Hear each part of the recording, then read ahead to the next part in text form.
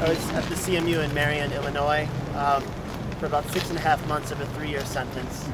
I only had a taste of what, and I wonder if my pigment was different, or if my faith was different, that my story would have been a different story. Maybe I would have stayed longer. Maybe I would have lived how some of these men are living right now.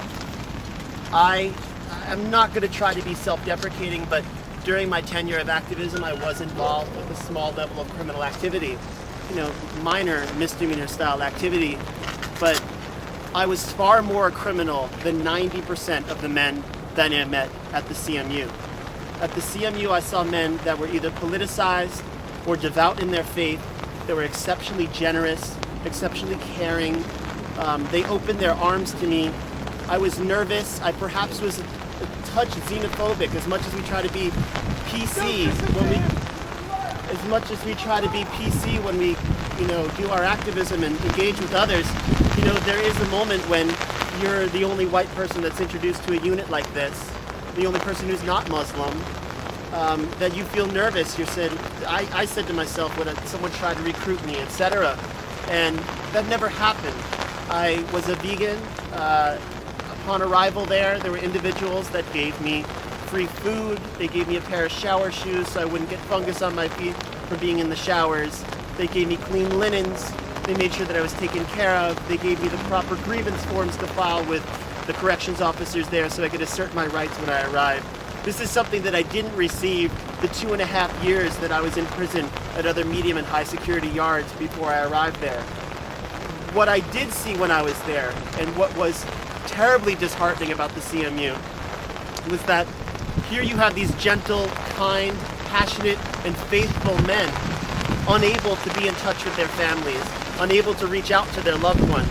And I think that is something that needs to be underscored time and time again, is that the Bureau of Prisons always says that what they're trying to do is corrective, but there's nothing corrective about denying someone access to their children or to their loved ones, allow them to touch them, allow them to visit with them and have a conversation. If anything, that's rehabilitative. So for them to deny someone access to their families is additional punitive damage on top of what they're already sentenced to, and that is wrong. There's actually a UN mandate that may say that what they're doing is against international law. The CMU was also developed underneath without oversight from the Administrative Procedures Act, and as a result it was built with budgets that wasn't allotted by Congress, without public comment. They're finally having some of the first period of public comment now, and I'm going to try to be short because I really want to make this about the families and about Sharmeen. But there was a man there that I met. His name was Abu Sayyaf. His name on paper was Adim Amin Hassoun. I asked him why he chose the name Abu Sayyaf versus his name of Adim Amin Hassoun, and he said, well, Sayyaf is my son. Abu means father in Arabic. And they've taken everything from me. They've taken my freedom, they've taken my phone calls, they've taken my letters, they've taken my visitation, but the only thing they can't take from me is my love for my son. And so from this point forward, I'm going to keep calling myself Abu Sayyaf. And that's something that I've carried with me for 4.5 years ever since I got out. There's not been a single night that I've not either had a nightmare or I have not stayed up late at night staring at the ceiling thinking about, why was I the lucky one and got out? Is it just because of the pigment in my skin? And I feel selfish. So if the people that are gathered here today in the rain want to do something about it, I'm more than happy to work with you and do whatever I can to lend a hand, because that's all I ever think about. Thank you.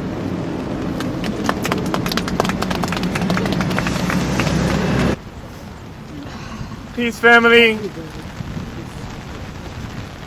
Thank you for being here. My name is Luke Nephew of the Peace Poets. And I know it's cold, I know it's raining, and I think one of the places that we have to remember our fire comes from is inside, right? It comes from our heart, it comes from our breath too. So let's hear each other a little bit, right? Let's just hear each other's voices, and that'll give us a little bit of strength. So let's start with something easy. All right, so this one we're just gonna say, yeah, yeah. So I'm gonna say, walking in the struggle. Y'all gonna say, yeah, yeah. And we're gonna say, making beautiful trouble. Yeah. Hey, you already got it. All right, and this is my friend Jamila. She's gonna help me out. Let's go. So it goes. Walking in the struggle. Yeah, yeah. Making beautiful trouble. Yeah, A yeah. little bit. Walking in the struggle. Yeah, yeah. Making beautiful trouble. Yeah, Say yeah. the whole thing with me. Walking in the struggle. Yeah, yeah. Making beautiful trouble. Yeah, yeah. Walking in the struggle. Yeah, yeah. Making beautiful trouble. Yeah, Two more yeah. times. Walking in the struggle. Yeah, yeah. Making beautiful trouble. Yeah. Walking in the struggle. Yeah, yeah. Making beautiful trouble. Yeah, Thank you very much for singing. Thank you for your voice, for that little bit of movement. Hook yourself up, move a little bit. So, what I think I'll do real quick is a poem for you, and then that is also something that hopefully reminds me of that power that we hold inside of us. It's called Professional Mama. You guys love your mama? We got love for our mamas? yeah. I know you do. I'll take a nod. I know it's cold. I'll take one of these. Yeah, I'll take that. Can everyone take 2 steps in if they're on the outside? And that's right. Here we go. Thank you so much. This is my mother's favorite story. When I was 5 years old, my uncle asked me what I wanted to be when I grew up. I took a second thought about it and said, I want to be a mommy. And he laughed at me. Didn't think I understood what he was asking me, but I did. Because even while other kids wanted to be ballers and doctors, I never saw any of those guys pick me up from school and make me pot roast and pasta. Meanwhile, my mother was to me what Haile Selassie is to Rastas, made more change in my life than everybody and Obama. She was my Alleluia and Hosanna, so this is from my mama. You probably didn't notice you were teaching me to protest, but you were. You gave me the fearlessness that followed me from Palestine to Albany with fistfuls of humility to treat this life with fragility. The freedom song that's filling me is the lullaby you used to sing to me that taught me no one should have to live through nightmares. And that lesson has become the root of my profession. So today I'm celebrating all the women who taught us to fight for human rights. Celebrating Article 1 by welcoming us into this life. See, my mother is the personification of the ideal United Nations actually loves everybody with equal dignity and patience. Which is why I'm so passionate about Article 2, freedom from discrimination. See, she had love like the sun had light, so I had Article 25's food and a place to sleep at night. Plus, I was always that kid breaking up fights. But her compassion taught me freedom from persecution. She is why I don't believe in execution. And her encouragement for the way that I write was just the way she chose to cite Article 27 that says art and culture is a human right.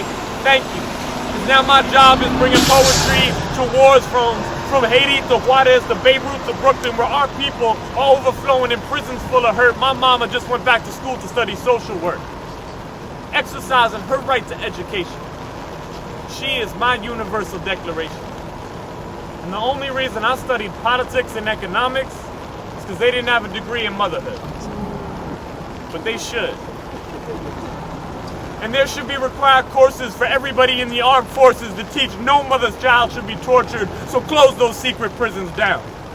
And no mother's child should go hungry, so we want international debt relief now. We all gotta keep it a lot more. Moms, get out in the street like any mama would if you threatened her child's peace. I still wanna be a mama, so tell the government not to draft me, cause I got kids who are both American and Iraqi.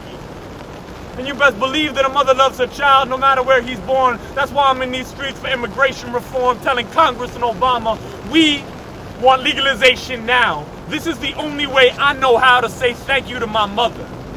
I am the child that you fostered like care in the form of wisdom shared, and just by being there, I would be rich if I had a dime for every time you told me to cut my hair. But in savings, I am poor. Because I always send my money back to Ecuador so there could be just a little more food on the plates where hunger often waits. You taught me never hesitate to give, so this is how I live. If my income can become bread, it will. And still, when it comes to love, I can never fill your shoes. That every step I take will be to prove you taught me well. Ma, I know it's hard when I go away sometimes. I know you miss your baby and you worry about my safety, but remember, I only do what I do because when I grow up, I want to be like you.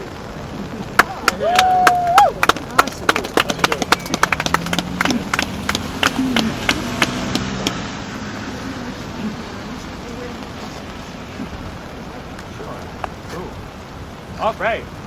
So, thank you for listening. Thank you for thinking of your moms, being inspired by your moms and all the other beautiful motherly, grandmotherly, and fatherly loving figures we have in our lives. Every time we come out and act, it's a celebration of the love we've been given, right? That it has not been in vain when we fight for justice. I'm gonna ask Jamila to sing with me, and I, like always, ask y'all to sing with me. Some of you who were here last time will remember this song.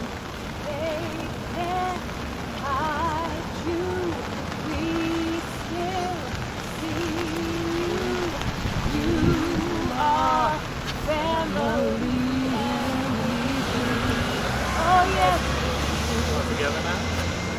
They can't hide you. We still see you. You are family and we need you. Oh yes, we need you. They can't hide you. We still see you. You are family and we need you. Oh yes, we need you. A little louder now. They can't hide you. We still see you. You are family and we need you. Oh yes, we need you. They can't hide you. We still see you. You are family and we need you. Oh yes, we need you. Two more times all together. They can't hide you. We still see you. You are family and we need you. Oh yeah, we need you. Last time now. They can't hide you. We still see you. You are family and we need you. Oh yes, we need you. Thank you very much. I know you'd make noise, but you're holding umbrellas. All right, so as we continue to be kissed by God, our opera singer is here. Other version.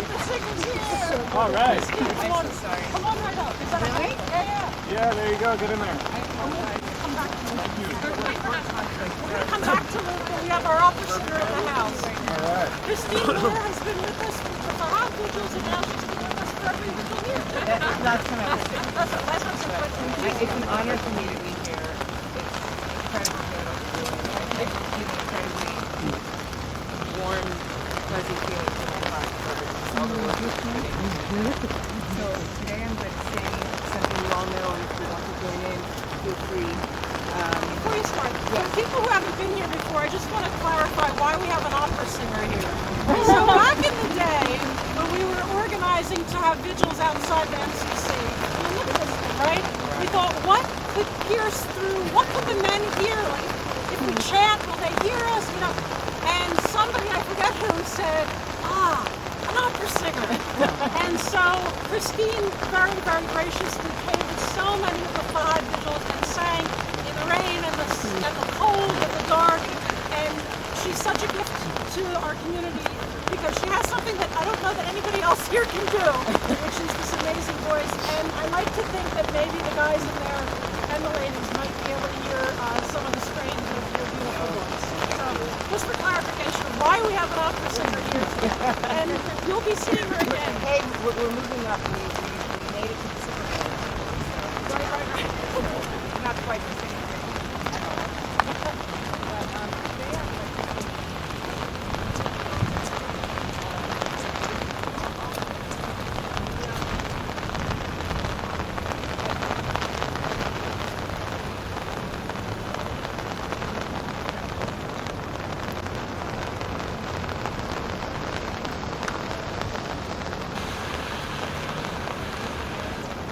So it's a very, very, I think, appropriate song, and feel free to join in. I'm not sure how high or loud it will be today, because it's a calmer song, but let me start it.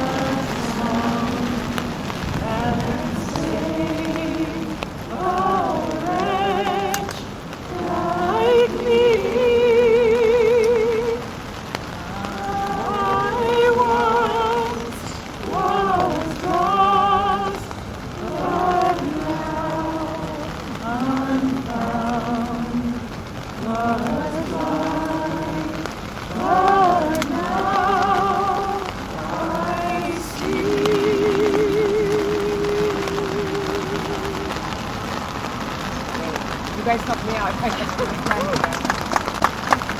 Wonderful. I like it. Thank you. All right. We're going to have another speaker, and then I'm going to ask Luke to bring us all back together before we go. Again, thank you everybody for being here. May is going to be the month. Sunshine in May. Really, it's so incredibly heartening to see. I mean, I was the first person here today, and I thought, oh, geez. And it's just amazing to see people. It's truly amazing. So thank you. And please keep coming back. We're going to build this thing. We're going to build this thing. Please keep coming back and spreading the word. Mari Salakan is here from Washington. Mari, I don't even know how to introduce you because you're, I feel like so many things that I come to, you're always at. And I'm like, does he live in Washington? Does he live in New York? Does he live in Boston?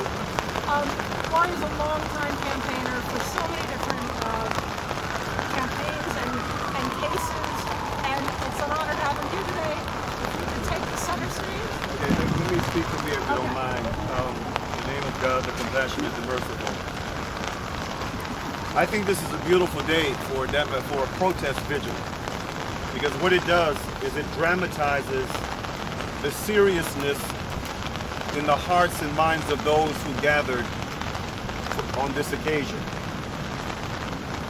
It is also a reflection of the power of faith for the trial, and on one of those occasions,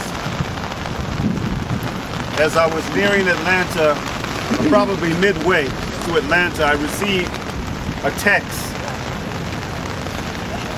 from Sister Charmin here. It was either from Charmin or from her sister, texted me to say the prosecution had taken the 60-year potential sentence off the table. And this was the first time I had ever experienced something like that, where just before the trial began, the potential, before the sentencing began, the maximum term that he could have received was taken off the table. And it was a reflection, in my humble opinion, of how progressive efforts that are made by people of goodwill across the board can be blessed by the Almighty. I'll never forget sitting in the courtroom and seeing Shifa's mother every day with her vicar beads in her hand. And she was in prayer, she was in constant prayer during the course of that trial. Shifa himself, knowing that he was innocent of what the charges that had been brought against him, deciding against the better judgment of, or against the advice of attorneys to represent himself in the trial. Just having faith in, again, his own innocence and the faith in his Creator. And angering the judge during the sentencing project and during the sentencing process and what he had to say, and still receiving a sentence that was far below what he could have received. It also, as I'm standing here, I reflect on what took place a couple of years later when our brother Dr. Tariq Mahana was on trial in Boston, and during the sentencing, the brilliant speech that he gave, rooted in faith, and again angering the judge because he didn't show the contrition that they expected he should have shown, and he too receiving a sentence that was, while unjust, far below what he could have gotten. Again, there's a tremendous beauty and power in faith, whether that faith is in the Almighty Creator of us all, or that faith is in the essential goodness of human nature, or in the essential goodness of a nation like America that has potential greatness but is deeply disturbed. You know, there is a power in faith. And so I would just encourage those of you who are here to continue to have faith in whatever you have faith in, and that is worthy of faith. And just continue to assemble, continue to push, and ultimately we have seen throughout history that as dark as the days can become, as the Quran says, just before the break of a new day, you know, we have the darkest part of the night, but the sun rises again. So be faithful, continue the struggle, and may God bless you.